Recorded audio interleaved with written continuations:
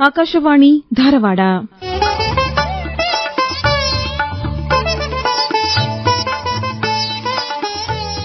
ಸಾಹಿತ್ಯ ಸೌರಭ.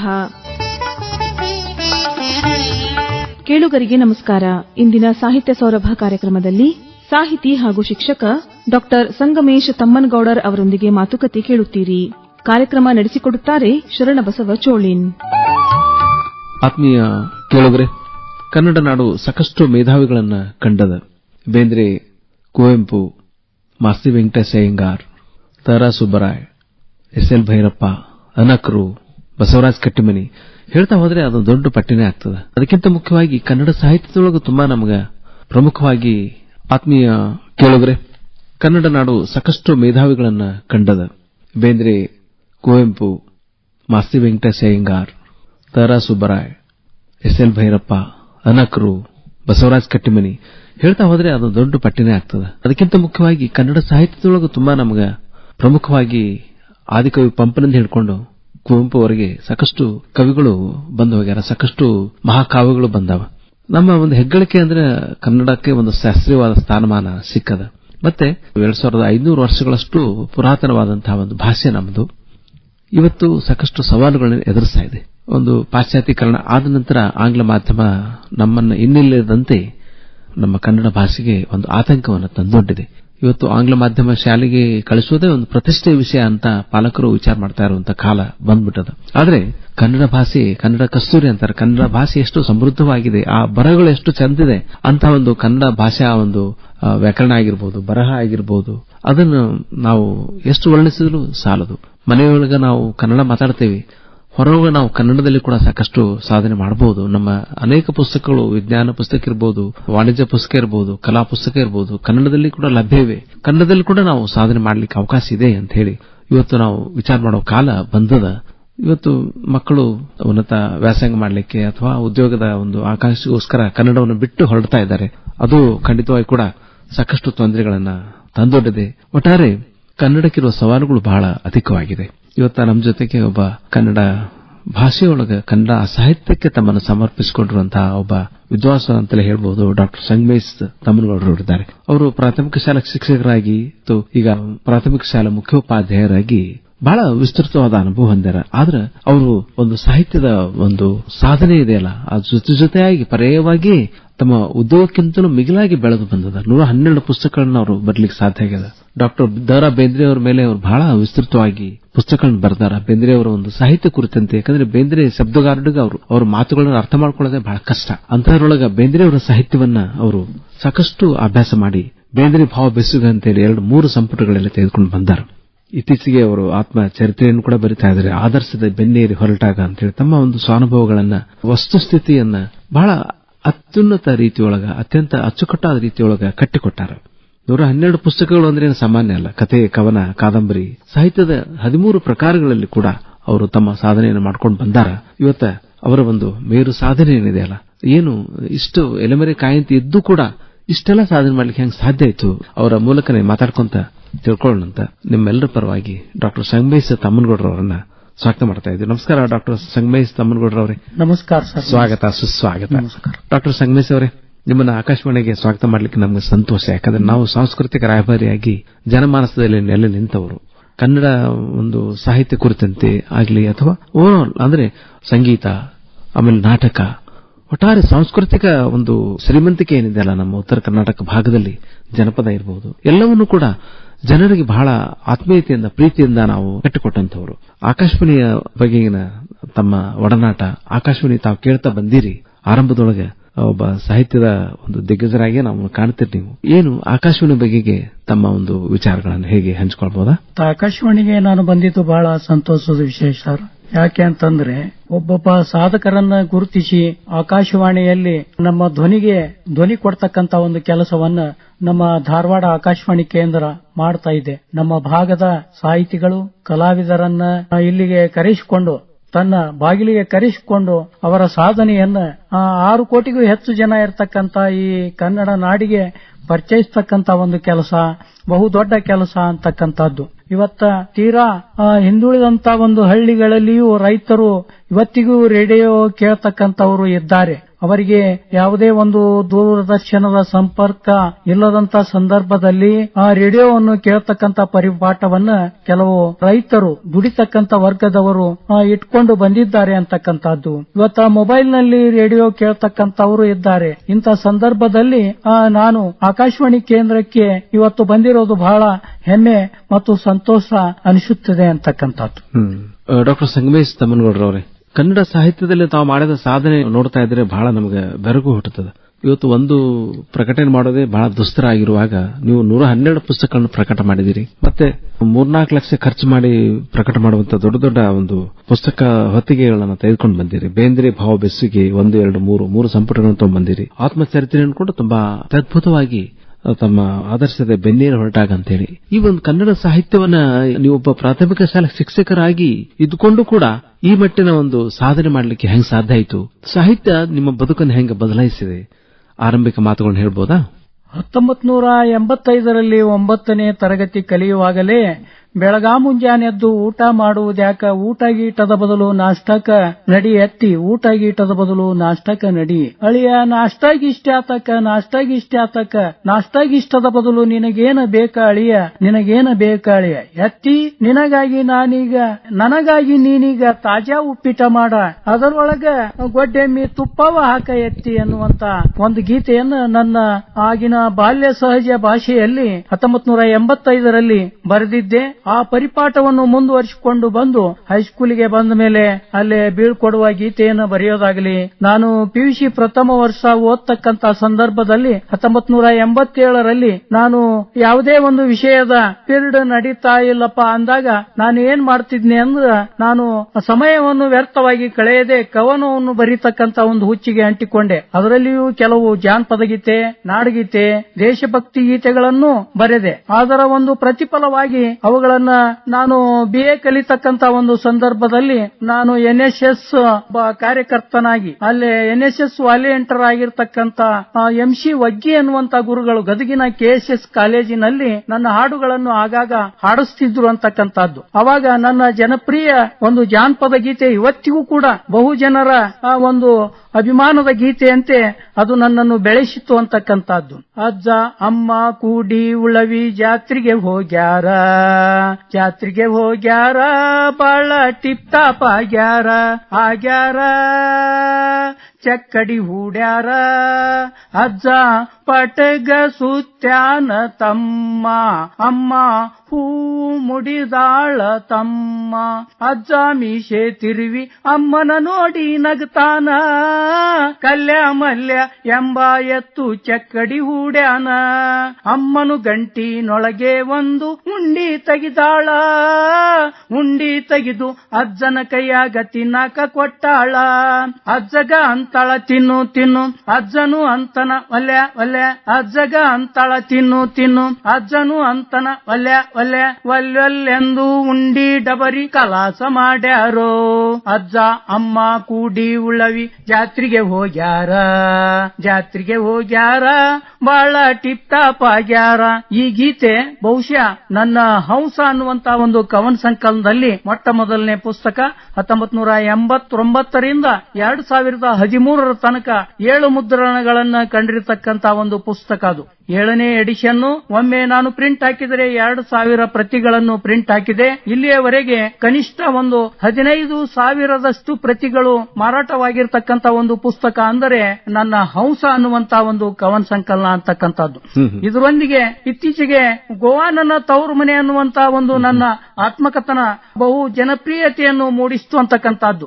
ಅಂದ್ರ ನನ್ನ ಬದುಕು ನನಗೆ ಬಹುದೊಡ್ಡ ಪಾಠವನ್ನು ಕಲಿಸಿತು ಅಂತಕ್ಕಂಥದ್ದು. ನನ್ನ ಬಡತನ, ನಾನು SSLC ಪಾಸ್ ಆದ ಮೇಲೆ 1986ರಿಂದ 1991ರ ತನಕ ನಾನು ಗೋವಾದಲ್ಲಿ ಪ್ರತಿ ಸೂಟಿಗೊಮ್ಮೆ ಕೂಲಿ ದುಡಿದು ನಾನು ಕಾಲೇಜಿನ ಖರ್ಚನ್ನು ನಿಭಾಯಿಸುತ್ತಿದ್ದೆ ಅಂತಕ್ಕಂಥದ್ದು. ಈ ಹೋರಾಟ ಬಹುಶಃ ನಾನು ಹಗಲಿ ಕೆಲಸ ಮಾಡಬೇಕು, ರಾತ್ರಿ ವೇಳೆಯಲ್ಲಿ ಬೀದಿ ಲೈಟಿಗೆ ಕುಳಿತುಕೊಂಡು ಈ ಗೋವಾ ನನ್ನ ತವರು ಮನೆ ಅನ್ನುವಂತ ಆತ್ಮಚರಿತ್ರೆಯನ್ನು ಮಾಪ್ಸಾ ಸಮೀಪದ ಒಂದು ಹಳ್ಳಿಯಲ್ಲಿ ನಾನು ಬರೆದೆ ಅಂತಕ್ಕಂಥದ್ದು. ಅದು ನಿರಂತರವಾಗಿ ನನ್ನ ಆತ್ಮಕಥನಗಳು ಹೊರಬರಲಿಕ್ಕೆ ಹತ್ತಿದು ಅಂತಕ್ಕಂಥದ್ದು. 2007ರಲ್ಲಿ ಮೌನ ಬಿಚ್ಚಿದ ಮಾತು ಅನ್ನುವಂತ ಆ ಆತ್ಮಚರಿತ್ರೆ ಭಾಗ 2 ಬಂದು ಬಂತು. 2009ರಲ್ಲಿ ನನ್ನ ಸಾಹಿತ್ಯ ಪ್ರೇರಣೆಯ ನೆಲೆಗಳು ಅನ್ನುವಂತಹದ್ದು. ಇದು ಅಲ್ಲದೆ 2012ರಲ್ಲಿ ಶಿಕ್ಷಕ ವೃತ್ತಿಯಲ್ಲಿ ನನ್ನ 20 ವರ್ಷಗಳು ಅನ್ನುವಂತಹ ಒಂದು ಪುಸ್ತಕ.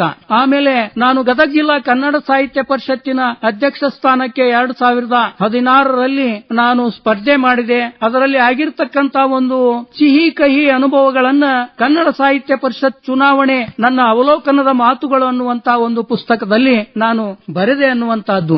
ಇದು ಸಂಗಮೇಶ್ ತಮ್ಮನಗೌಡ್ರವ್ರೆ, ಅಂದ್ರೆ ನೀವು ಮಾತಾಡ್ತಾ ಇರೋದು ಕೇಳಿದ್ರೆ ನಿಮ್ಮನ್ನ ಒಂದು ಸಂಘಟನೆಗೆ ತಾವು ಒಡ್ಕೊಂಡಿದ್ದೀರಿ. ಆಮೇಲೆ ನಿಮ್ಮ ಮಾತುಗಳಲ್ಲಿ ಜನಪದ ಸಂಸ್ಕೃತಿಯ ಸೊಗಡು ಎದ್ದು ಕಾಣುತ್ತದೆ. ಅಂದ್ರೆ ನಾವೊಂದು ಕನ್ನಡದಲ್ಲಿ ಭಾವಿಸಿದ ಜನಪದ ಅಂತ ಬರ್ತದಲ್ರಿ. ಅಂದ್ರೆ ಕನ್ನಡ ಭಾಷೆಯ ಉಗಮಕ್ಕೆ ಕಾರಣ ಜನಪದ. ಆ ಜನಪದದಲ್ಲಿರುವಂತಹ ಶ್ರೀಮಂತಿಕೆಯನ್ನು ನೀವು ಅರ್ಥ ಮಾಡ್ಕೊಂಡಿರಿ. ಆಮೇಲೆ ನೀವು ಮುಖ್ಯವಾಗಿ ಬಹಳ ವಿಸ್ತೃತವಾಗಿ ಅಭ್ಯಾಸ ಮಾಡಿದ್ದು ಶಬ್ದಗಾರರಿಗೆ ಬೇಂದ್ರೆಯವರನ್ನ. ಬೇಂದ್ರೆಯವರ ಸಖಿಗೀತೆ ಕೇಳ್ತಾ ಇದ್ರೆ ಅಂತ ಒಂದು ರೋಮಾಂಚನ ಆಗ್ತದ. ಮತ್ತೆ ಅವರ ಒಂದು 4 ತಂತಿ ಕೃತಿ ಜ್ಞಾನಪೀಠ ಪ್ರಶಸ್ತಿಯನ್ನು ಪಡೆದು ಈಗ 50 ವರ್ಷ ಆಗ್ತಾ ಬಂತು. ಅಂದ್ರೆ ಸಾಕಷ್ಟು ಬಹಳ ಉತ್ತರ ಕರ್ನಾಟಕ ಭಾಗದ ಒಂದು ಕಾವ್ಯ ಶಕ್ತಿಯಾಗಿ ನೆಲೆ ನಿಂತವರು ಡಾಕ್ಟರ್ ದ ರಾ ಬೇಂದ್ರೆಯವರು. ಬೇಂದ್ರೆಯವರನ್ನ ತಾವು ಬಹಳ ಇಷ್ಟಪಟ್ಟಿದ್ದೀರಿ. ಬೇಂದ್ರೆಯವರ ಸಾಹಿತ್ಯವನ್ನ ತಾವು ಅಪ್ಕೊಳ್ಳಿಕ್ಕೆ ಕಾರಣ ಏನು? ಬೇಂದ್ರೆ ಬಡತನದಿಂದ ಬಂದವರು ಸರ್. ನಾನು ಬಡತನದ ಕಠೋರ ಒಗರನ್ನು ಅನುಭವಿಸಿದವನು. ನಾನು ಪಟ್ಟಪಾಡೆಲ್ಲವೂ ಹುಟ್ಟು ಹಾಡಾದವು ಅನ್ನುವಂತ ಒಂದು ಮಾತನ್ನ ಬೇಂದ್ರೆ ಹೇಳಿದರು. ಹೀಗಾಗಿ ನಾನು ಕೂಡ ಸಾಕಷ್ಟು ನೋವನ್ನು ಅನುಭವಿಸಿದ್ದರಿಂದ ಲಕ್ಷ್ಮೇಶ್ವರದ ಮುನ್ಸಿಪಲ್ ಕಾಲೇಜಿನಲ್ಲಿ 1994ರಿಂದ 2008ರವರೆಗೆ ನಾನು ಅಲ್ಲಿ ಕನ್ನಡ ವಿಷಯ ಬೋಧಿಸಲು ಪದವಿ ತರಗತಿಗಳಿಗೆ ಹೋಗ್ತಕ್ಕಂತ ಒಂದು ಸಂದರ್ಭದಲ್ಲಿ ಸಮರಸವೇ ಜೀವನ ಅನ್ನುವಂತ ಬೇಂದ್ರೆ ಅವರ ಪಠ್ಯವನ್ನ BA ಭಾಗ 1ಕ್ಕೆ ನಾನು ಪಾಠ ಹೇಳ್ತಕ್ಕಂತ ಒಂದು ಸಂದರ್ಭದಲ್ಲಿ 50 ಪದ್ಯಗಳನ್ನ ನಾನು ಅದರ ಭಾವ ತಾತ್ಪರ್ಯದೊಂದಿಗೆ ನಿತ್ಯವೂ ಹಾಡಿಸುತ್ತಿದ್ದೆ. ಮಕ್ಕಳಿಗೆ ಹಾಡು ಹೇಳ್ತಿದ್ದೆ ಭಾವನಾತ್ಮಕವಾಗಿ. ಅದರ ಒಂದು ಪ್ರೇರಣೆಯ ಮೂಲಕ ಲಕ್ಷ್ಮೇಶ್ವರ ತಾಲೂಕಿನ ರಾಮಗಿರಿಯಲ್ಲಿ ವರಕವಿ ಡಾಕ್ಟರ್ ದ ರಾ ಬೇಂದ್ರೆ ಸಾಹಿತ್ಯ ಮತ್ತು ಸಾಂಸ್ಕೃತಿಕ ವೇದಿಕೆ ಅನ್ನೋದನ್ನ ನಾನು ಹುಟ್ಟಾಕಿದೆ. ಅದರ ಸಂಸ್ಥಾಪಕ ಅಧ್ಯಕ್ಷ. ಈಗಾಗಲೇ 25 ವರ್ಷಗಳಿಂದ ಹಲವಾರು ಕಾರ್ಯಕ್ರಮಗಳನ್ನ ವರಕವಿ ಡಾಕ್ಟರ್ ದ ರಾ ಬೇಂದ್ರೆ ಸಾಹಿತ್ಯ ವೇದಿಕೆಯ ಮೂಲಕ ಸಂಘಟಿಸುತ್ತಾ ಬಂದಿದ್ದೇನೆ. 2010ರಲ್ಲಿ ಲಕ್ಷ್ಮೇಶ್ವರದಲ್ಲಿ ದಶಮಾನೋತ್ಸವ ಕಾರ್ಯಕ್ರಮವನ್ನು ಮಾಡಿರ್ತಕ್ಕಂಥ 2 ದಿನಗಳ ದಶಮಾನೋತ್ಸವ ಕಾರ್ಯಕ್ರಮ ಏರ್ಪಡಿಸಿದ ಹಿರಿಮೆ ನಮ್ಮ ಬೇಂದ್ರೆ ಸಾಹಿತ್ಯ ವೇದಿಕೆಯದು ಅಂತಕ್ಕಂಥದ್ದು. ನನಗೆ ಆದರ್ಶದ ಬೆನ್ನೇರಿ ಹೊಂಟಾಗ ಅನ್ನುವಂತ ಆತ್ಮಕಥನ ಬರೀಲಿಕ್ಕೆ 6 ಜನ ನನಗೆ ಆದರ್ಶವಾಗಿದ್ದಾರೆ. ಒಬ್ಬರು ಆಲೂರು ವೆಂಕಟರಾಯರು, ಒಬ್ಬರು ಪುಟ್ಟರಾಜ ಗವಾಯಿಗಳು, ಇನ್ನೊಬ್ಬರು ವರಕವಿ ಡಾಕ್ಟರ್ ದ ರಾ ಬೇಂದ್ರೆ ಗಳಗನಾಥರು ನನಗೆ ಆದರ್ಶ. ಗದಗಿನಲ್ಲಿ ಇರತಕ್ಕಂತ ಅಪ್ಪಟ ಬ್ರಹ್ಮಚಾರಿ ಶಿಕ್ಷಕ ಲಿಂಗೈಕ್ಯರಾಗಿರ್ತಕ್ಕಂತ BG ಅಣ್ಣಿಗೇರಿ ಗುರುಗಳು ನನಗೆ ಆದರ್ಶ ಅಂತಕ್ಕಂಥದ್ದು. ಇದಲ್ಲದೆ ನಮ್ಮ ರೋಣ ತಾಲೂಕಿನ ಕುರುಡಿಗೆಯಲ್ಲಿ ಹುಟ್ಟಿರ್ತಕ್ಕಂಥ ಡಾಕ್ಟರ್ RC ಹಿರೇಮಠರು ಕರ್ನಾಟಕ ವಿಶ್ವವಿದ್ಯಾಲಯದ ಒಬ್ಬ ಕುಲಪತಿ ಆಗಬೇಕಾದರೆ ಅವರ ಅಖಂಡ ತಪಸ್ಸು ಬದುಕಿನ ನೋವಿನಿಂದ ಬೆಳೆದು ಬಂದವರು. ಅವರು ನನಗೆ ಪ್ರೇರಣೆಯಾಗಿ ಬಹುಶಃ ನಾನು PhD ಓದ್ಲಿಕ್ಕೆ, MPhil ಓದ್ಲಿಕ್ಕೆ ನಾನು ಯಾಕೆ ಸಾಧಿಸಬಾರದು? ನಮ್ಮೂರಿನ ಗುಜಮಾಗಡಿ, ನನ್ನೂರು ರೋಣ ತಾಲೂಕಿನ ನಮ್ಮ ಊರಿನ ಪಕ್ಕದ ಕುರುಡಿಗೆಯ RC ಹಿರೇಮಠರು ಕೂಡ ನನಗೆ ಭವ್ಯ ಪ್ರೇರಣೆ. ನಾನು ಓದಬೇಕು, ಅವರ ಹಾಗೆ ಆಗಬೇಕು ಅಂತಕ್ಕಂತ ಒಂದು ಉತ್ಸಾಹ ನನ್ನಲ್ಲಿ ಮೈದಾಳಿತು ಅಂತಕ್ಕಂಥದ್ದು. ಹೀಗಾಗಿ ಬಹುಜನರ ಒಂದು ಪ್ರೇರಣೆಯಿಂದ ನಾನು ಬೆಳೆದು ಬಂದವನು. ಎಲ್ಲಕ್ಕಿಂತ ಮುಖ್ಯವಾಗಿ ನನ್ನ ನೋವುಗಳು ನನ್ನನ್ನು ಬೆಳೆಸಿದವು, ಓದಲು ಹಚ್ಚಿದವು, ಅಧ್ಯಯನ ಮಾಡಲಿಕ್ಕೆ ಹಚ್ಚಿ ಸ್ವಂತ ಸಾಹಿತ್ಯವನ್ನು ಬರೀಲಿಕ್ಕೆ ಹಚ್ಚಿದವು. ಅದೇ ನನ್ನ ಸಂತೋಷ. ಡಾಕ್ಟರ್ ಸಂಗಮೇಶ್ ತಮ್ಮನಗೌಡ್ರವ್ರೆ, ಮಾತುಗಳು ಬಹಳ ಭಾವವ್ಯಸ್ತಿಯಿಂದ ಬರ್ತಾ ಇದ್ದವು. ಅಂದ್ರೆ ನೀವು ಬಹಳ ನಿಮ್ಮನ್ನು ನೀವು ಸಾಹಿತ್ಯಕ್ಕೋಸ್ಕರ ಸಮರ್ಪಿಸಿಕೊಂಡಿದ್ರೆ ಅನ್ನೋ ಒಂದು ಭಾವ ವ್ಯಕ್ತ ಆಗ್ತಾ ಇದೆ. ಅಂದ್ರೆ ನಿಮ್ಮ ಸುತ್ತಮುತ್ತಲಿರುವಂತಹ ಹಿರಿಯರ ಒಂದು ಮಾರ್ಗದರ್ಶನ ನಿಮಗಿದೆ. ಅವರನ್ನ ನೀವು ಗುರುವಾಗಿ ತೆಗೆದುಕೊಂಡು ವಿಶೇಷವಾಗಿ ಬೇಂದ್ರೆ ಅವರ ಒಂದು ಸಾಹಿತ್ಯವನ್ನು ನೀವು ಅರ್ಥ ಮಾಡ್ಕೊಂಡಿರ್ತೀರಿ. ಮತ್ತು ಅವ್ರ ಕುರಿತಂತೆ ಕೂಡ ನೀವು ಬೇಂದ್ರೆ ಭಾವ ಬೆಸುಗೆ ಅಂತ ಹೇಳಿ ಒಂದು ಪುಸ್ತಕಗಳನ್ನ ಬರೆದಿರಿ. ಅವರ ಒಂದು ಸಮಗ್ರ ಸಾಹಿತ್ಯವನ್ನ ಓದಲಿಕ್ಕೆ ಪ್ರಯತ್ನ ಮಾಡಿ ಆ ಒಂದು ಕಾವ್ಯವನ್ನ ಅದರ ಒಗಟನ್ನು ಬಿಡಿಸಲಿಕ್ಕೆ ನೀವು ಪ್ರಯತ್ನ ಮಾಡಿರಿ. ಬೇಂದ್ರೆ ಕುರಿತಂತೆ ನೀವು ಹಾಡನ್ನು ಹಾಡ್ತೀರಿ. ಹೌದು ಸರ್. ಒಂದು ಹಾಡನ್ನ ನೀವು ಹಾಡಬಹುದಾ? ಬಹುಶಃ ನಾನೊಬ್ಬ ಗಾಯಕನಾಗಿರೋದ್ರಿಂದ ಬೇಂದ್ರೆ ಅವರ ಒಂದು ನಗಿ ನವಿಲು ಅನ್ನುವಂತ ಗರಿ ಕವನ ಸಂಕಲನದಲ್ಲಿನ ಒಂದು ಗೀತೆಯನ್ನ ನಾನು ತಮ್ಮೆದುರಿಗೆ ಪ್ರಸ್ತಾಪ ಪಡಿಸುತ್ತಿದ್ದೇನೆ. ನಾರಿ ನಿನ್ನ ಮಾರಿ ಮ್ಯಾಗ ನಗಿ ನವಿಲು ಆಡತಿತ್ತ, ಆಡತಿತ್ತ ಓಡತಿತ್ತ, ಆಡತಿತ್ತ ಓಡತಿತ್ತ, ಮುಗಿಲ ಕಡೆಗೆ ನೋಡತಿತ್ತ.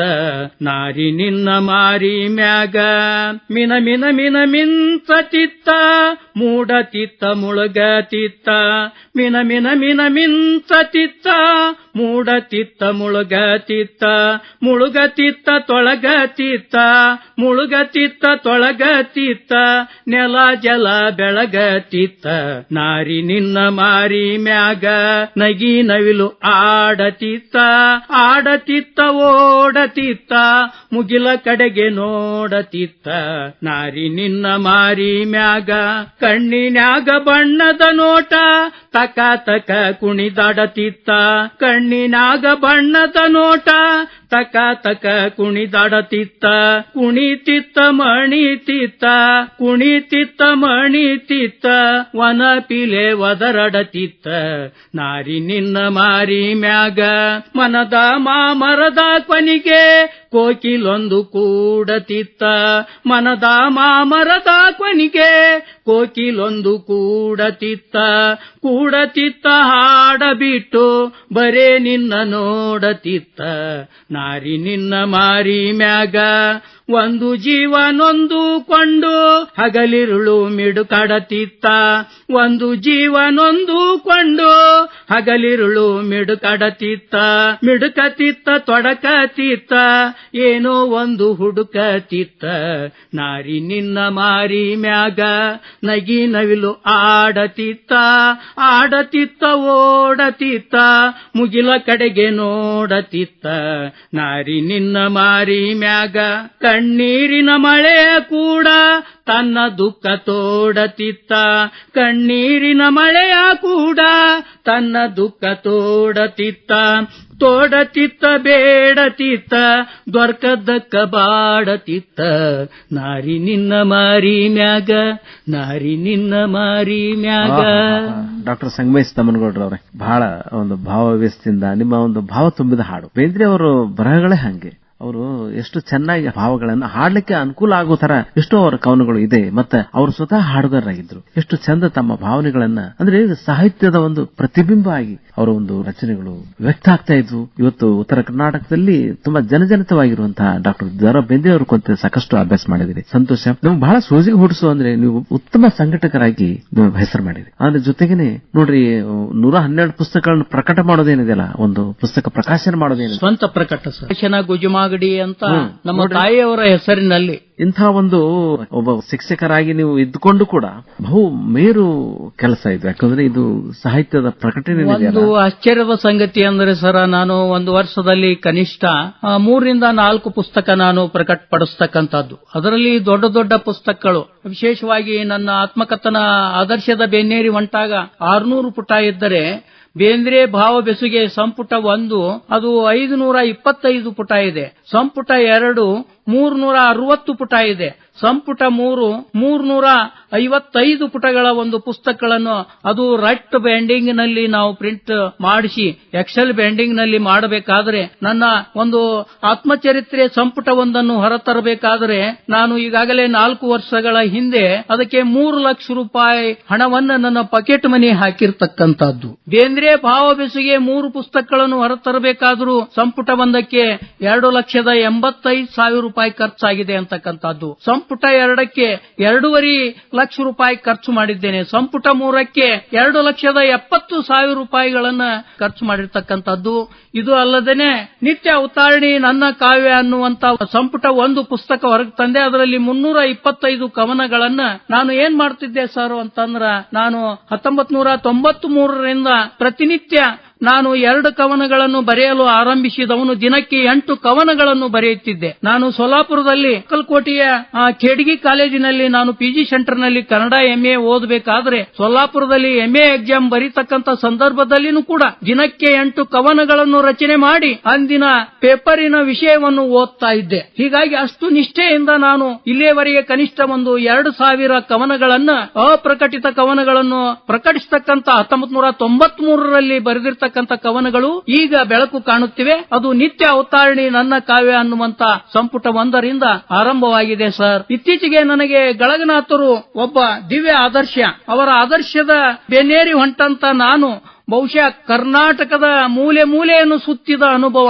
ಮನೆ ಮನೆಗೂ ನಮ್ಮ ಮನೆಯ ಶಾರದೆ ಎನ್ನುವಂತ ಒಂದು ಪುಸ್ತಕ ಯೋಜನೆಯನ್ನು ಹುಟ್ಟು ಹಾಕಿ ಬಹುಶಃ ಗಳಗನಾಥರ ನಂತರ ನಾನು ಒಬ್ಬ ಪ್ರಾಥಮಿಕ ಶಾಲಾ ಶಿಕ್ಷಕನಾಗಿ ಪುಸ್ತಕದ ಗಂಟು ಹೊತ್ತು ನನ್ನ ಹೆಗಲಿಗೆ ಒಂದು ಬಗಲಕಸಿ ಚೀಲ ಅಂತ ಬಹುಶಃ ನನ್ನ ಆತ್ಮಚರಿತ್ರೆ ಸಂಪುಟ 2 ನನ್ನ ಪುಸ್ತಕ ಮತ್ತು ನನ್ನ ಬಗಲಕಸಿ ಚೀಲ ಅಂತ ಈಗಾಗಲೇ ಅದನ್ನು ನಾನು ಕನಿಷ್ಠ ಒಂದು 500 ಪುಟದಲ್ಲಿ ಬರೆದಿದ್ದೇನೆ. ನನ್ನ ಕಠೋರ ಅನುಭವಗಳು ಆ ಪುಸ್ತಕದಲ್ಲಿ ಇವೆ. ನಾನು ಮನೆ ಮನೆಗೆ ಪುಸ್ತಕ ಕೊಡ್ಲಿಕ್ಕೆ ಹೋದಾಗ ಒಂದೊಂದು ತರದ ಅನುಭವಗಳು ಆಗಿವೆ. ಮಠ ಮಠ ಸುತ್ತಿ ನಾನು ಪುಸ್ತಕ ಕೊಟ್ಟಿದ್ದೇನೆ. ಕನಿಷ್ಠ ನಮ್ಮ ಕನ್ನಡ ನಾಡಿನ 35 ಮಠಗಳಿಗೆ ಹೋಗಿದ್ದೇನೆ. ಒಬ್ಬೊಬ್ಬ ಸ್ವಾಮೀಜಿಗೂ ಅವರ ಮಾತನ್ನು ಕೇಳಿ ಅಲ್ಲಿ ಸಂತೋಷವನ್ನು ಕಂಡಿದ್ದೇನೆ, ನೋವನ್ನು ಕಂಡಿದ್ದೇನೆ. ಎಲ್ಲಾ ಅನುಭವಗಳು ನನಗಿವೆ. ಒಂದು ಆಶ್ಚರ್ಯ ಏನು ಅಂದ್ರೆ ದೂರದ ಕಲಬುರಗಿಗೆ ಮನೆ ಬಾಗಿಲಿಗೆ ಓದುಗರ ಮನೆ ಬಾಗಿಲಿಗೆ ಹೋಗಿ ಸ್ವಂತ ಖರ್ಚು ಮಾಡಿಕೊಂಡು ನಾನು ಪುಸ್ತಕ ಕೊಟ್ಟು ಬಂದಿದ್ದೇನೆ. ಗೋಕಾಕಕ್ಕೆ ಹೋಗಿದ್ದೇನೆ, ಲಕ್ಷ್ಮೇಶ್ವರದಿಂದ ಗೋಕಾಕ, ರಾಯಬಾಗ ಹೋಗಿದ್ದೇನೆ, ಕಂಪ್ಲಿಗೆ ಹೋಗಿದ್ದೇನೆ, ಹೊಸಪೇಟೆಗೆ ಹೋಗಿದ್ದೇನೆ, ಬೆಂಗಳೂರಿಗೆ ಹೋಗಿದ್ದೇನೆ, ದೂರದ ಸುಳ್ಳೆ ತಾಲೂಕಿನ ಕೆಲವು ಹಳ್ಳಿಗಳಿಗೆ ಹೋಗಿ ಬಂದಿದ್ದೇನೆ. ಬಹುಶಃ ನಾನು ತಿರುಗದ ಒಂದು ಊರು ಇಲ್ಲ. ಹಾವೇರಿ, ಬಾಗಲಕೋಟೆ, ಅಲ್ಲಿ ಇಲ್ಲಿ ಮೊನ್ನೆ ತಾನೇ ನಾನು ರಾಮದುರ್ಗ ತಾಲೂಕಿನ ನಾಗನೂರಿನ ಒಂದು ಮಠಕ್ಕೆ ಬಸವ ಗೀತಾ ಮಾತಾ ತಾಯಿಗೆ ಪುಸ್ತಕ ಕೊಟ್ಟು ಬಂದೆ ನಾನು. ಆಮೇಲೆ ಕೂಡ್ಲಿಗಿ ತಾಲೂಕಿನ ಸಕಲಾಪುರದ ಹಟ್ಟಿ ಎನ್ನುವಂತ ಒಂದು ಚಿಕ್ಕ ಹಳ್ಳಿಗೆ ಹೋಗಿ ಒಬ್ಬ ಓದುಗರಿಗೆ ಪುಸ್ತಕವನ್ನು ಮುಟ್ಟಿಸಿದೆ. ಇಷ್ಟು ಎಲ್ಲ ನನಗೆ ಗಳಗನಾಥರೇ ಪ್ರೇರಣೆ. ಬಹಳ ಸಂತೋಷ ಡಾಕ್ಟರ್ ಸಂಗಮೇಶ್ ತಮ್ಮನಗೌಡರವರೇ, ನಿಮ್ಮ ಒಂದು ಮಾತುಗಳಲ್ಲಿ ಎಂಥ ಒಂದು ಆವೇಶ ಇದೆ ಅಂದ್ರೆ ನಿಮ್ಮ ಒಂದು ಪರಿಶ್ರಮ ಎದ್ದು ಕಾಣ್ತದ. ಸಾಕಷ್ಟು ಹೋರಾಟ ಮಾಡಿದಿರಿ ಅಂದ್ರೆ ಒಬ್ಬ ಪ್ರಾಥಮಿಕ ಶಾಲಾ ಶಿಕ್ಷಕರಾಗಿ ಸೇರ್ಕೊಂಡು ಮುಖ್ಯಾಧ್ಯಾಪಕರಾಗಿ ನೀವು ಸಾಕಷ್ಟು ವಿಸ್ತೃತವಾದ ಅನುಭವ ಇದ್ರೂ ಕೂಡ ಅದ್ರ ಜೊತೆಗೆ ಈ ಒಂದು ಸಾಹಿತ್ಯದ ಒಂದು ಪ್ರೀತಿ, ಒಲವು ಮತ್ತೆ ಇಷ್ಟು ಮಟ್ಟದ ಒಂದು ಸಾಧನೆ ಮಾಡೋದು ನೋಡಿದ್ರೆ ಬಹಳ ನಮಗೆ ದಿಗ್ಭ್ರಮೆ ಆಗ್ತದೆ. ಮತ್ತೆ ನಿಜವಾಗಿ ಕೂಡ ತಾವೊಬ್ಬ ಅತ್ಯುತ್ತಮ ಒಂದು ಕನ್ನಡ ಪ್ರೇಮಿ ಮತ್ತೆ ಕನ್ನಡವನ್ನ ಮನೆ ಮನೆಗೆ ತಲುಪಿಸಬೇಕು ಅಂತ ಪ್ರಯತ್ನ ಮಾಡ್ತೀರಿ. ಪುಸ್ತಕ ಹೇಳ್ತದ ತಲೆಬಾಗಿಸಿ ನಾನು ಓದು ನಿಮ್ಮನ್ನ ತಲೆ ಎತ್ತುವಂತೆ ಮಾಡ್ತೇನೆ ಅಂತ ಹೇಳಿ. ಇವತ್ತು ಎಷ್ಟೋ ಜನ ಮಕ್ಕಳಿರ್ಬೋದು, ದೊಡ್ಡವರಿರ್ಬೋದು, ಪುಸ್ತಕ ಓದೋದನ್ನು ಕಡಿಮೆ ಮಾಡ್ತಾ ಇದ್ದಾರೆ. ಈ ಒಂದು ಸಂದರ್ಭದೊಳಗ ಸಾಹಿತ್ಯದ ಓದು ಹೇಗೆ ನಮ್ಮನ್ನು ಬದಲಿ ಮಾಡ್ತದೆ, ಮಕ್ಕಳಿಗೆ ಮತ್ತೆ ಕನ್ನಡ ಸಾಹಿತ್ಯ ಆಸಕ್ತರಿಗೆ ಏನ್ ತಾವು ಹೇಳಲಿಕ್ಕೆ ಇಷ್ಟಪಡ್ತೀವಿ? ಪೋಷಕರಾಗಿರ್ತಕ್ಕಂಥವರು ತಂದೆ ತಾಯಿ ಮಕ್ಕಳಿಗೆ ಓದಲು ಕೈಯಲ್ಲಿ ಒಂದೊಂದು ಪುಸ್ತಕ ಕೊಡ್ತಕ್ಕಂತ ಒಂದು ಸಂಸ್ಕೃತಿಯನ್ನು ನಾವು ಮನೆ ಮನೆಯಲ್ಲಿಯೂ ಬೆಳೆಸಬೇಕಾಗಿದೆ ಅಂತಕ್ಕಂಥದ್ದು. ಪ್ರತಿ ಮನೆಯೂ ಶಾರದೆಯ ಭಂಡಾರದಿಂದ ಅದು ತುಂಬಿ ತುಳುಕಬೇಕು ಅಂತಕ್ಕಂಥದ್ದು ಆ ಒಂದು ವಾತಾವರಣ ನಮ್ಮ ಕನ್ನಡ ನಾಡಿನಲ್ಲಿ ಇಲ್ಲ. ಇವತ್ತ ಪಕ್ಕದ ತಮಿಳುನಾಡಿನಲ್ಲಿ ವಾತಾವರಣ ಚೆನ್ನಾಗಿದೆ, ಕೇರಳದಲ್ಲಿ ವಾತಾವರಣ ಚೆನ್ನಾಗಿದೆ. ನಮ್ಮ ಕನ್ನಡ ನಾಡಿನಲ್ಲಿ ಪ್ರಖ್ಯಾತ ಸಾಹಿತಿಗಳ ಕೆಲವು ಪುಸ್ತಕಗಳನ್ನು ಕೊಳ್ಳಲು ಮುಗಿಬೀಳುತ್ತಾರೆ. ಆದರೆ ಬೆಳೀತಕ್ಕಂತ ಕೆಲವು ಸಾಹಿತಿಗಳಿಗೆ ಕಣ್ಣೆತ್ತಿ ನೋಡಲಾರದಂತ ಒಂದು ಸ್ಥಿತಿನೂ ಕೂಡ ನಮ್ಮ ಕನ್ನಡ ನಾಡಿನ ಒಂದು ದುರ್ಗತಿ ಅಂತಕ್ಕಂಥದ್ದು. ಯಾಕಂದ್ರ ಎಷ್ಟೋ ಪುಸ್ತಕಗಳನ್ನು ಒಂದು ಪುಸ್ತಕ ಹೊರಗೆ ಬರಬೇಕಾದ್ರೆ ಒಂದು ಬಾಣೆತನ ಆದಂಗ ಎಷ್ಟೋ ಶ್ರಮ ಇರ್ತದೆ. ಅದು ಬಹಳಷ್ಟು ಜನ ಅರ್ಥ ಮಾಡಿಕೊಳ್ಳೋದಿಲ್ಲ. ಅದು ಕಾಂಪ್ಲಿಮೆಂಟರಿ ಕಾಪಿ ಇಷ್ಟಪಡ್ತಾರ ವಿನಃ ಅದನ್ನು ಪಡ್ಕೊಳ್ತಾರ. 10 ರೂಪಾಯಿ ನಾನು ಈತನಿಗೆ ಸಹಾಯ ಮಾಡೋಣ ಅನ್ನುವಂತ ಒಂದು ಗುಣ ಇವತ್ತ ಇಲ್ಲ. ಯಾಕಂತಂದ್ರೆ ಲೇಖಕನಿಗೆ ನಿಜವಾದ ಗೌರವ ಸಿಗಬೇಕು ಅಂತಕ್ಕಂಥದ್ದು. ಅದಕ್ಕೆ ತತ್ಪೂರ್ವವಾಗಿ ಇವತ್ತ ಕನ್ನಡ ಮತ್ತು ಸಂಸ್ಕೃತಿ ಇಲಾಖೆಯವರು, ನಮ್ಮ ಪುಸ್ತಕ ಪ್ರಾಧಿಕಾರದವರು ಲೇಖಕರನ್ನು ಎತ್ತಿ ಹಿಡಿತಕ್ಕಂತ ಒಂದು ಕೆಲಸ ಮಾಡಬೇಕು. ಇವತ್ತ ಗ್ರಂಥಾಲಯ ಇಲಾಖೆ ಏನಾಗಿದೆ ಅಂತಂದ್ರ ಇವತ್ತ 2025ನೇ ಇಸ್ವಿಯಲ್ಲಿ ನಾವಿದ್ದೇವೆ. 2020ನೇ ಇಸ್ವಿಯ ಪುಸ್ತಕಗಳು ಮಾತ್ರ ಖರೀದಿಯಾಗಿವೆ. 2021ರ ಪುಸ್ತಕಗಳು ಇನ್ನೂ ಖರೀದಿ ಆಗಿಲ್ಲ. ಹೀಗಾದಾಗ ನಮ್ಮ ಭಾಷೆ ಬೆಳೆಸಲಿಕ್ಕೆ ಬಹುಶಃ ಅಡೆತಡೆ ಆಗ್ತಾ ಇದೆ ಅಂತಕ್ಕಂಥದ್ದು. ಬಹುಶಃ ಲೇಖಕರಿಗೆ ನಿಜವಾದ ಗೌರವ ಕನ್ನಡ ಲೇಖಕರಿಗೆ ಕನ್ನಡ ನಾಡಿನಲ್ಲಿ ಸಿಗಬೇಕು ಅಂತಕ್ಕಂಥದ್ದು. ಅಂದಾಗ ಮಾತ್ರ ಈ ಭಾಷೆ ಬೆಳೀತಿದೆ ಅಂತಕ್ಕಂಥದ್ದು. ಪ್ರತಿಯೊಬ್ಬ ಮನೆಯವರು ತಮ್ಮ ಮಕ್ಕಳನ್ನು ಪುಸ್ತಕ ಕೈಯಲ್ಲಿ ಕೊಟ್ಟು ಓದಿಸ್ತಕ್ಕಂಥ ಒಂದು ಕೆಲಸವನ್ನು ಮಾಡಿದಾಗ ಮಾತ್ರ ಈ ಭಾಷೆ ಬೆಳೆಯಬಲ್ಲದು. ಡಾಕ್ಟರ್ ಸಂಗಮೇಶ್ ತಮ್ಮನಗೌಡರವರೇ, ಬಹಳ ವಿಸ್ತೃತವಾದ ಅನುಭವ ತಮ್ಮದು. ಈ ಒಂದು ಸುದೀರ್ಘವಾದ ತಮ್ಮ ಒಂದು ಸಾಹಿತ್ಯದ ಪಯಣ ಬಹಳ ನಿಮಗೆ ಗಟ್ಟಿಯಾದ ಅನುಭವಗಳನ್ನು ತಂದುಕೊಟ್ಟದ. ಸಾಕಷ್ಟು ನಿಮಗೆ ವಿಷವನ್ನು ಉಣ್ಣುವಂತಹ ಅವಕಾಶ ಅಂದ್ರೆ ಏನಂತ ನಂಜುಂಡ ಅಂದ್ರೆ ನಂಜನ್ನು ಉಣ್ಣುವಂತಹ ಒಂದು ಅವಕಾಶ ಅಂದ್ರೆ ಸಿಕ್ಕದ ನಿಮಗೆ. ಅಂದ್ರೆ ಆದ್ರೂ ಕೂಡ ನೀವು ಅಷ್ಟು ತಾಳ್ಮೆಯಿಂದನೇ ಆ ವಿಷಯವನ್ನು ನುಂಗಿ ನೀವು ಉತ್ತಮವಾದನ್ನ ಹೊರಗೆ ಕೊಡ್ತಾ ಇದ್ದೀರಿ, ನಂಜುಂಡನಾಗಿದ್ದೀರಿ ಸಾಹಿತ್ಯದೊಳಗ. ಯಾಕಂದ್ರೆ ನೀವು ಗಳಗನಾಥರ ಪರಿಚಯ ಹೇಳಿದ್ರಿ, ಅವರು ಚಪ್ಪಲಿ ಸವಿಯವರೆಗೂ ಓಡಾಡಿದಾರ ಅವರು. ಅಂದ್ರೆ ಅವರು ಅವಾಗ 4/8 ಪುಸ್ತಕ, ಅವುಗಳನ್ನು ಕೂಡ ಎಷ್ಟು ಭಕ್ತಿಯಿಂದ ಮನೆ ಮನೆಗೆ ಹೋಗಿ ಸದ್ಬೋಧ ಚಂದ್ರಿಕೆ ಅನ್ನುವಂತಹ ಪತ್ರಿಕೆ ಒಂದು ಸಂಸ್ಕೃತ ಪಾಠಶಾಲೆಯನ್ನು ನಡೆಸ್ತಕ್ಕಂತಹದ್ದು. ಅವರ ಶ್ರಮವನ್ನು ಮೆಚ್ಚಲೇಬೇಕು ನಾವು. ಅವತ್ತಿನ ಕಾಲದಲ್ಲಿ ಅವರು ಮಾಸ್ತರ್ಕಿ ಮಾಡ್ತಕ್ಕಂತ ಒಂದು ಸಂದರ್ಭದಲ್ಲಿ ಯಾವ ಊರಿನಲ್ಲಿ ಕುಡಿಯುವ ನೀರು ಇಲ್ಲ, ಬಾವಿಯನ್ನು ತೋಡಿಸಿದ ಸಾಹಸ ಗಳಗನಾಥರದು. ಹೀಗಾಗಿ ಅವರಿಗೆ ನಾವು ಎಷ್ಟು ಋಣಿಯಾದರೂ ಕಡಿಮೆ. ಕಾರಣ ನಮ್ಮ ಕನ್ನಡ ಒಂದು ಸಾಹಿತ್ಯ ಬೆಳಿಬೇಕು, ಕನ್ನಡ ಪರ ಸಂಘಟನೆಗಳು ಅಂದ್ರೆ ಹೆಚ್ಚು ಹೆಚ್ಚು ಸಂಯೋಜಿತವಾಗಬೇಕು ಅಂತ ಹೇಳಿ, ಕನ್ನಡ ನಾಡು ಒಂದಾಗಬೇಕಂತ ಸಾಕಷ್ಟು ಜನ ಪ್ರಯತ್ನ ಮಾಡಿದ್ರು. ಆಲ್ರು ವೆಂಕಟರಾವ್ರನ್ನ ಹಿಡ್ಕೊಂಡು. ಅಂದ್ರೆ ಆಗಿನ ಮಟ್ಟದ ಗೋಕಾಕ್ ಚಳವಳಿ ಆದಾಗ ರಾಜ್ಕುಮಾರ್ ಕೂಡ ಅಂದ್ರೆ ಅಷ್ಟು 1980 ಅವ್ರು ನಮ್ ಜೊತೆಗೆ ಇದ್ರು. ಕನ್ನಡ ಉಳಿಬೇಕು, ಇನ್ನೂ ಹೆಚ್ಚು ಜನರ ಮನಸ್ಸಿನೊಳಗ ನಿಲ್ಬೇಕು. ಯಾಕಂದ್ರೆ ಕನ್ನಡ ಒಂದು ಭಾಷೆಯ ಸಂಸ್ಕೃತಿ ಬಹಳ ವಿಭಿನ್ನವಾಗಿರುವಂತಹದ್ದು, ಬಹಳ ಶ್ರೀಮಂತವಾಗಿರುವಂತಹದ್ದು. ಅಂತದನ್ನ ನಾವು ಉಳಿಸಿ ಬೆಳೆಸಬೇಕು ಅಂತಂದ್ರೆ ಪುಸ್ತಕಗಳನ್ನು ಓದುವವರ ಸಂಖ್ಯೆ ಜಾಸ್ತಿ ಆಗಬೇಕು. ಮತ್ತೆ ಕನ್ನಡ ಸಾಹಿತ್ಯದ ಬಗೆಗಿನ ಪ್ರೀತಿ ಇನ್ನೂ ಜನಮಾನಸದೊಳಗ ಗಂಭೀರವಾಗಿ ಮೂಡಬೇಕಾಗಿದೆ. ಮತ್ತು ಅದಕ್ಕೆ ತಾವು ಮಾಡ್ತಾ ಇರುವಂತಹ ಪ್ರಯತ್ನಗಳೇನಿದೆಯಲ್ಲ ಅದು ಯಶಸ್ಸು ಸಿಗಲಿ. ತಾವು 112 ಪುಸ್ತಕಗಳು ಬರೆದಿರಿ, ನೀವು ಇಷ್ಟು ವಿಸ್ತೃತವಾಗಿ ನೀವು ಒಂದೊಂದು ಪುಸ್ತಕಕ್ಕೂ 3 ಲಕ್ಷ ಖರ್ಚು ಮಾಡುವಂತ ಒಂದು ರಾಷ್ಟ್ರವನ್ನು ತೋರ್ತೀರಿ. ಅಂದ್ರೆ ಅದಕ್ಕೆ ಕಾರಣ ನಿಮ್ಮ ಪುಸ್ತಕದ ಪ್ರೀತಿ ನಿಮಗಿದೆ. ಸಾಹಿತ್ಯ ಬೆಳಕು ಬರಬೇಕು, ಅದು ಜನರಿಗೆ ತಲುಪಬೇಕು, ಕನ್ನಡ ಭಾಷೆ ಉಳಿಬೇಕು, ಅದು ಬೆಳಿಬೇಕು ಅಂತೇಳಿ ಒಂದು ಬಹಳ ಉತ್ಕಟವಾದ ಅಭಿಮಾನ, ಉತ್ಕಟವಾದ ಬಯಕೆ ತಮಗಿರೋದಿಲ್ಲ ಗೊತ್ತಾಗ್ತದೆ. ನಮ್ಮ ಎಲ್ಲ ಒಂದು ಪ್ರಯತ್ನಗಳು ಯಶಸ್ವಿಯಾಗಿ ಮುಂದುವರಿಯಲಿ, ಮತ್ತು ಸಾಹಿತ್ಯ ಪರ ಸಂಘಟನೆಗಳು ನಿಮ್ಮ ಒಂದು ನೆರವಿಗೆ ನಿಲ್ಲಲಿ, ಕನ್ನಡ ಒಂದು ಓದು ಹೆಚ್ಚಾಗಲಿ. ಇವತ್ತು ಕನ್ನಡ ಮಾಧ್ಯಮದಲ್ಲಿ ಓದುವವರ ಸಂಖ್ಯೆ ಕಡಿಮೆ ಆಗ್ತಾ ಇದೆ, ಆದ್ರೆ ಅದು ಹಂಗಾಗಬಾರ್ದು. ಕನ್ನಡ ಭಾಷೆಯ ಬಗ್ಗೆ ಉತ್ಕಟವಾದ ಅಭಿಮಾನ ಬೆಳಿಬೇಕಂದ್ರೆ ಮುಂದಿನ ಪೀಳಿಗೆಗೆ ಹೋಗ್ಬೇಕದು. ಹಂಗಾಗಿ ಮುಂದಿನ ಪೀಳಿಗೆ ಹೋಗ್ಬೇಕಂದ್ರೆ ಮುಂದಿನ ಪೀಳಿಗೆಯಲ್ಲಿ ಕನ್ನಡ ಭಾಷೆಯ ಬಗ್ಗೆ ಒಂದು ಗೌರವ, ಅಭಿಮಾನ ಬೆಳೆದಾಗ ಮಾತ್ರ ಇದು ಸಾಧ್ಯ. ಅದು ಆಗುವಂಗಾಗ್ಲಿ. ಆ ತರ ಹೋರಾಟಗಳು ನಮ್ಮ ಸಾಹಿತ್ಯ ಪರ ಸಂಘಟನೆಗಳು ಮಾಡಲಿ. ಸಾಹಿತ್ಯ ಪರಿಷತ್ ಇರಬಹುದು, ಬೇರೆ ಬೇರೆ ಅಕಾಡೆಮಿಗಳಿರ್ಬಹುದು, ಅವೆಲ್ಲ ಕೂಡ ಮಾಡುವಂಗಾಗ್ಲಿ. ತಮ್ಮ ಪ್ರಯತ್ನ ಯಶಸ್ವಿಯಾಗಲಿ. ತಾವು ಮಾಡ್ತಾ ಇರುವಂತಹ ಪ್ರಯತ್ನ ಹೀಗೆ ಸತತ ಮುಂದುವರಿಲಿ. ಮತ್ತೆ ನಿಮಗೆ ಶುಭವಾಗ್ಲಿ. ಇಲ್ಲಿ ತನಕ ಬಂದು ಮಾತಾಡಿ ನಿಮ್ಮ ಅನುಭವಗಳನ್ನು ಹಂಚಿಕೊಂಡ್ರಿ. ನಿಮಗೆ ಹೃತ್ಪೂರ್ವಕ ಧನ್ಯವಾದಗಳು, ಅಭಿನಂದನೆಗಳು. ನಮಸ್ಕಾರ. ನಮಸ್ಕಾರ ಸರ್, ನನಗೂ ಬಹಳ ಖುಷಿ ಆಯಿತು. ಧಾರವಾಡದವರೆಗೂ ಆಕಾಶವಾಣಿಗೆ ಬಂದು ನನ್ನ ಸಾಹಿತ್ಯ ಮತ್ತು ಸಾಂಸ್ಕೃತಿಕ ಬದುಕಿನ ಕೆಲವು ಅನುಭವಗಳನ್ನು ಹಂಚಿಕೊಳ್ಳಲಿಕ್ಕೆ ಧಾರವಾಡ ಆಕಾಶವಾಣಿ ಕೇಂದ್ರ ನಮಗೆ ಆಶ್ರಯ ಕೊಟ್ಟಿದೆ. ಹೀಗಾಗಿ ಧಾರವಾಡ ಆಕಾಶವಾಣಿ ಕೇಂದ್ರಕ್ಕೆ ಸದಾ ಚಿರಋಣಿ.